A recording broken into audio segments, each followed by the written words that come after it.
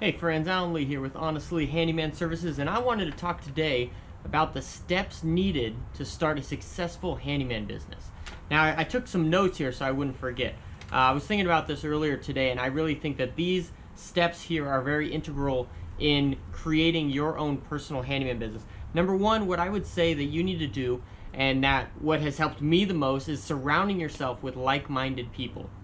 Now, this doesn't just mean, entrepreneurs or, people that, kind of have a better outlook on life, which those are great.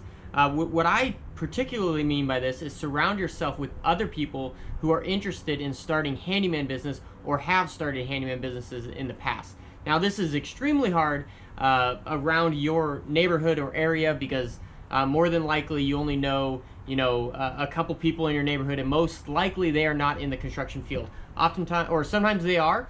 I've been blessed to know quite a few people in my church that are in the construction field, but we have created a great online community on Facebook. Call it the Handyman Journey Mastermind group on Facebook. It is over 2,000 people that have either started a handyman business or are interested in starting a handyman business. So that would be my number one recommendation for you to first join that. Number two is you got to think about what kind of work you will do. And this really includes a lot of different aspects. Like what are your skills? What kind of tools do you have? What are your interests? Oftentimes when you start a handyman business, you do a whole array of things. So you do not need to start out knowing everything, because no one knows everything. And if they do, they're probably lying to you. If they do say that they know everything, they're probably lying to you. So what I would recommend is start out with what are your skills. Maybe you grew up knowing a whole lot about plumbing, or maybe you know a whole lot about replacing garbage disposals, or maybe you know a whole lot about painting. Maybe you know a little bit about painting. Maybe you know a little bit about replacing garbage disposals. I would start off with what your skills are and what you're interested in, and start from there and move on from there. The second aspect is to think about what tools do you have. Now, obviously, you don't want to go and start, building homes if you don't even have a hammer, right? You can easily go buy a hammer, but it's very easy to start off with the tools that you have at hand and then grow your collection from there. So if you have the things necessary to paint, for instance, start offering painting services. If you know how to do painting and you have the tools to do painting, I would recommend start advertising your painting business and painting skills, and then go on from there. Oftentimes, if you're painting someone's garage, they might say, "Hey, I also have a kitchen faucet inside that needs to be replaced. Can you do that?" If you can and you feel comfortable doing that, then move on from there. And they might ask you, to do jobs where you don't have the tools for, or even the skills. There are plenty of ways to learn about the skills. One of those being the Mastermind group on Facebook, as well as other mentors and other construction training courses like that as well. And then there's always ability to go out and purchase the tools that are needed. I would recommend buying the tools as you need them rather than buying them all up front and then waiting to use them. Because there's nothing worse than having $2,000 worth of tools in your trailer and not even using them. Rather than have $2,000 worth of tools in your trailer and you've used every single one of them because you've only bought them when you needed them. That would be my recommendation. And another thought of, should you start out with debt or no debt? I would always say start out your business with no debt. That's why I always say purchase the materials as you need them. Purchase the tools as you need them. Don't go and buy a whole bunch. Don't buy a new truck. Don't buy a new trailer. Use the tools that you have and the accessories that you have. I know people that have started a handyman business and all they have is a Prius. You strap the ladder on the top, throw some tools in the back, and you're good to go. One guy started out with a Toyota Camry. You can start out with whatever tools you have. And by tools, I don't only mean, the tools like a hammer and a wrench and a screwdriver. Tools including trailer, car, truck, things like that. Those are tools as well. So start out with the tools that you have in your arsenal and move on from there. So when the time comes that you need a bigger tool or a bigger truck or a bigger trailer, go out and purchase those. Don't buy those up front when you don't need them. Buy them when you need them. The second one is, after you figure out what kind of jobs you will do some market research on your particular market and the skills that you're going to be putting out into your market. So this market research, includes how much do people pay for the specific jobs that you're going to go out and do those for.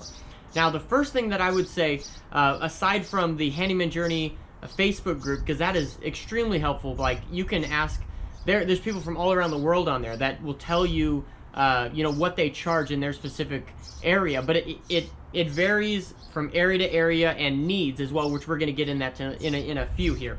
But how much will people pay in your specific area? The best way to figure that out is to call around. Simply call other handymen. This may seem a little scary at first, but you'll get over it. You just Google handyman in your area. So handyman in Sacramento, California, or wherever you live, Tucson, Arizona, and then call the handyman. When I first started out my handyman business, I did that. I called about 10 different handymen in my area. Only 2 of them replied back. But those 2 were extremely helpful, and they gave me some great information that I really needed to learn about the market in my area and really expand from there. So that's very important. Reach out to other handymen or other people in the construction industry and go from there. I even know people who they'll make up, fake scenarios like, oh, they need their bathroom replaced at their house, and they'll call some bathroom remodel company and be like, hey, I got this bathroom that needs to be remodeled in my house, and they'll come take a look at it, and they'll give them a quote for it. I wouldn't necessarily recommend being that deceitful. It's not extremely deceitful, but you are wasting people's time in that. But it's in my case, it's better just to be upfront with them and say, hey, I'm starting up a handyman business, and I'm really interested in what the pricing will be. And oftentimes, people can say, well, you're probably not going to get anywhere with that because you're presenting competition for people. And that's totally right. Like I said, I called 10 handymen when I first started. 2 people called me back because the other 8 were probably scared of the competition. And that's fine. I mean, if you have a good product, you're not going to be afraid of the competition because you know what you can offer. And really, when the economy is in great shape like it is right now, there's really no need to worry about competition. So I would highly recommend just calling people, calling other handymen, seeing what they pay. Another thing you have to look into, what kind of advertising do people respond to in your area? Now, this isn't just what kind of advertising can I do, but what kind of advertising do people respond to in your area? Now, this is very different from area to area. It all depends, and that's why you got to do your market research. This is also something that it would be a fabulous question to ask the construction person or the handyman that you reach out to and ask about pricing. Is you can ask about what kind of marketing materials that they had good success with. So, like in my area, Yelp works really good, but I know in a lot of rural areas, Yelp does not work as good as it does here. So it's very important to figure that out. If you're in a more tight-knit community where maybe the demographics are more on the higher level for the income, then maybe door signs might be better. I've had a lot of clients that have had, because I also do handyman consulting, where I consult people to start handyman business or grow handyman business, and they've had a lot of luck where they live in a much more high-income area, where they do, the door hangers. They leave those on the doors because those people typically like to stick within their community, and they like to know that, say, hey, it's my neighbor from 2 doors down or 2 courts down that's going to be performing this work. So they like the local, they like sticking in with their demographics, and they feel more comfortable when they get a door hanger rather than finding someone on Yelp or something like that. So that would be something that I would definitely recommend. Another thing that you got to look into when you do your market research is how old are the homes in your area. So, and this really leads into what are the most common issues that you might find in the homes that are in your particular area. If I know that there's one community, it's an old retirement community up the road here, where when they had the houses built, they had a contractor come in and he put all this really cheap plumbing in the house, and those fittings on the plumbing actually burst and just flood the whole houses. Only half of the houses in that community have that issue because they figured that out halfway through and they fired that guy and hired someone else. But anyways, now that contractor, he's gone out of business because so many people have basically, filed complaints against him and all this and that, so he's gone out of business. So there's a huge market over there for that specific issue.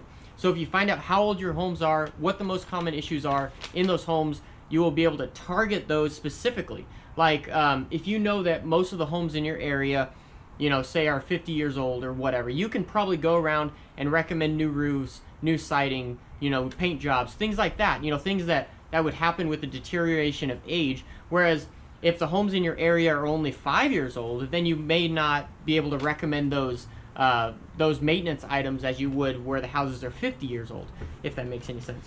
So yes, and demographics, common issues, these are things to really do your market research on. After you've established what kind of work you're going to be doing and your market research in your area, the next thing you're going to be doing is establish a successful business plan. And I don't just mean like just throw something together. I mean, this is the why you do business. The biggest thing that you can do for your business, period, bigger than marketing, bigger than figuring out your pricing, bigger than creating uniforms, is creating a business plan and having a very set why you are in business. People don't care what you have to offer until they care why you care. That is the most important thing in business, is establishing why you care and being able to effectively tell people that. This is why I'm in business. I'm not just in business to replace your garbage disposal, but I'm in business to change the world, or what have you. Specifically, our business, Honestly Handyman Services, we have come alongside organizations that work in the U.S. as well as outside of the U.S. to help free kids from the sex trade. And then we've also partnered with an organization that helps rebuild homes here in California that have been damaged by the wildfires. So these are things that it's very easy. It's very important to have a clear, established business plan of this is why we are in business. It's way bigger than just the work that we do on a day-to-day basis. Then after you establish your business plan, you're going to want to establish your prices.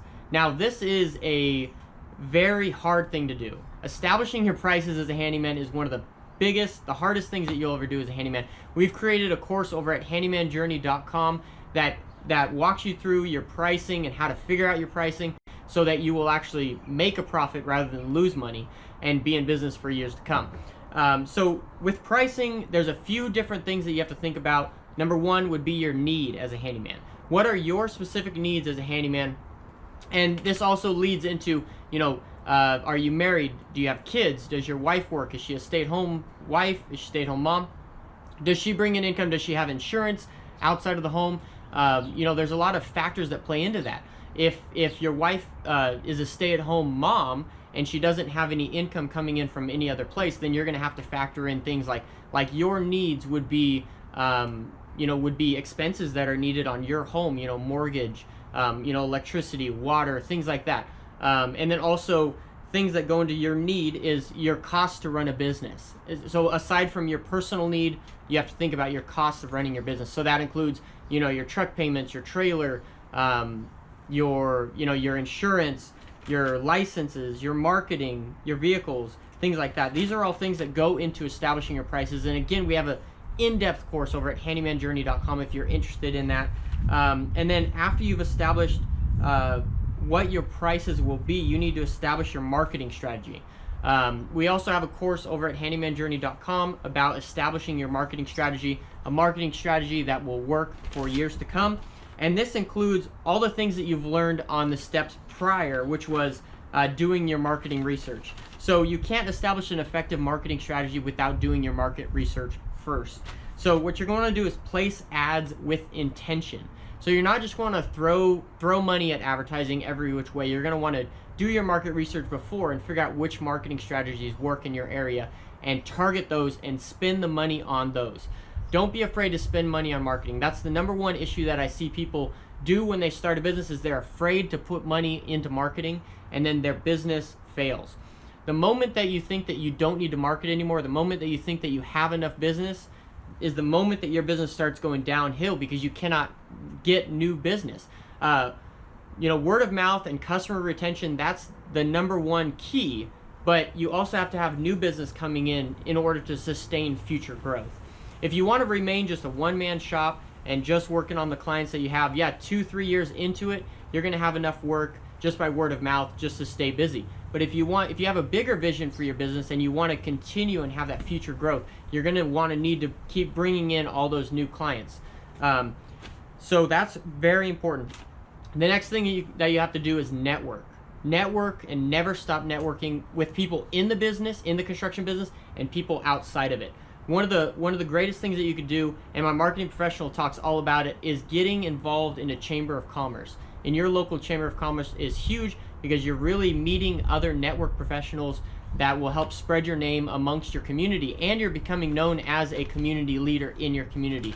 I would also recommend in that is getting involved in community organizations. whether that is a neighborhood association or city council or things like that. I would highly recommend you do that as a business owner, because that will help establish yourself as a leader in your neighborhood.